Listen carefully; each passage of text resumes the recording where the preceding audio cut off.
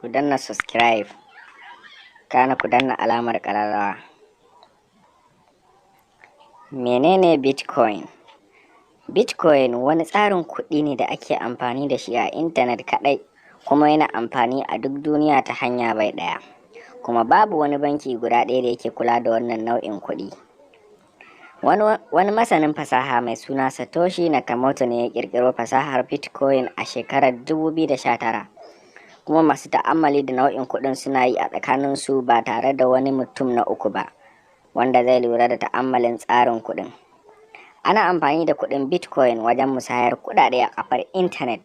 Ana iya siyan hajoji ma.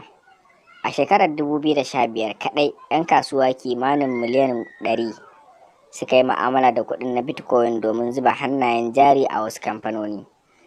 A wani bincike da jami'ar Cambridge ta gudanar a shekarar 2017, ta gano akwai akalla kusan mutum sama da miliyan 5 da suke amfani da kuɗin Bitcoin. Ta yaya wannan nau'in kuɗi yake amfani? Wannan ita ce tambayar da kowa yake yi idan ya ji wannan nau'in kuɗi na Bitcoin, kamar dai yadda waɗanda suka san yadda ake ƙulla cinikayya ta kafar intanet. Mutum zai sayi abin da yake so, sai ya biya ta akawun ɗinsa a shagunan da suke kafar intanet, online stores kenan. Ta haka shi ma Bitcoin ake cinikayya da shi.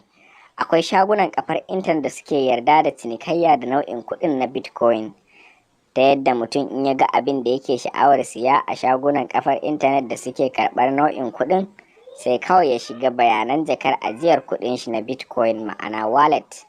A take za su cire kuɗin su daidai da cinikayyar da ya yi. A takaice Bitcoin wani nau'i ne na kuɗin intanet, ba shi da siffa ta zahiri. Madadin haka ana sayar da rukunin kuɗin a intanet da sauran shafukan sada zumunta.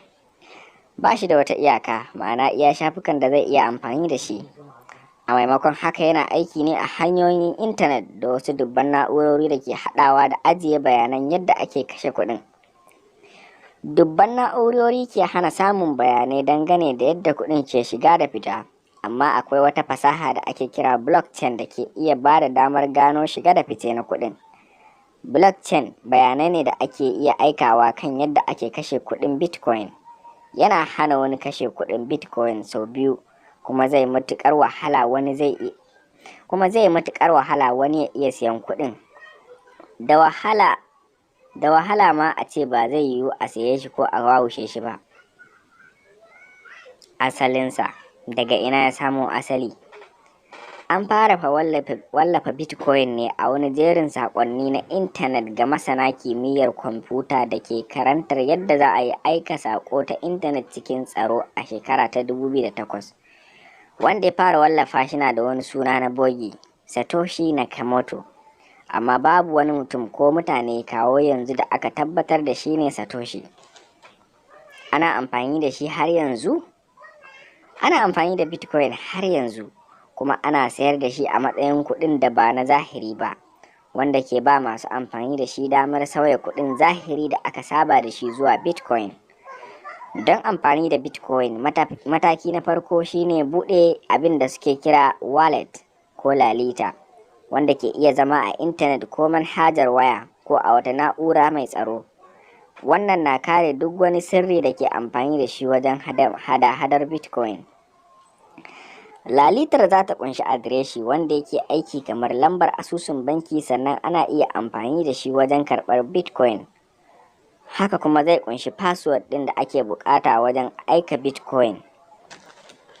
Ana kiran wannan private keys.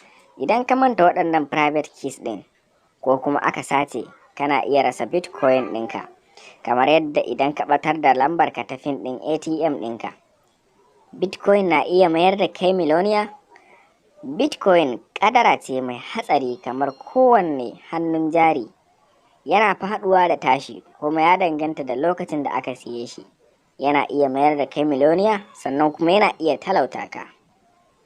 Ku danna subscribe, kana ku danna alamar ƙararrawa domin samun sababbin bidiyoyinmu idan mun ɗora.